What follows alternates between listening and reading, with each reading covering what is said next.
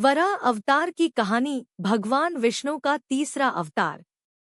बहुत समय पहले, जब यह ब्रह्मांड नया बना था, उस समय चारों ओर केवल जल ही जल था। आकाश, धरती, पहाड़, पेड़ पौधे, कुछ भी नहीं था।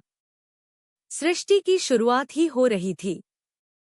ब्रह्मा जी जब सृष्टि की रचना कर रहे थे, तभी अचानक उन्होंने देखा कि पृथ्वी गहरे जल में डूबती जा रही है।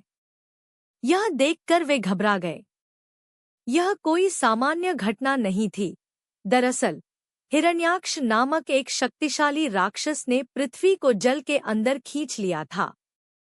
हिरण्याक्ष, जो दैत्यराज कश्यप और दिति का पुत्र था, को अपनी ताकत पर बहुत घमंड था। उसने सोचा कि अगर वह पृथ्वी को ही गायब कर देगा, तो सृष्टि नष्ट हो जाएगी और देवता उसका कुछ नहीं बिगाड़ पाएंगे। वह पृथ्वी को समुद्र की गहराइयों में ले जाकर छिपा देता है। देवता घबराए हुए भगवान विष्णु की शरण में जाते हैं और उनसे सहायता की प्रार्थना करते हैं। भगवान विष्णु मुस्कुराते हैं और कहते हैं, धैर्य रखो, मैं इस राक्षस का अंत करूंगा और पृथ्वी माता को पुनः स्थापित करूंगा।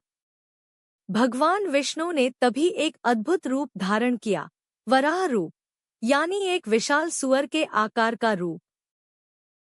यह सूअर सामान्य नहीं था। उसका शरीर विशाल पर्वत जैसा था, दांत बिजली की तरह चमक रहे थे और गर्जना से तीनों लोग कांप उठे। वह जल में कूद पड़े और समुद्र की अथाह गहराइयों में जाने लगे।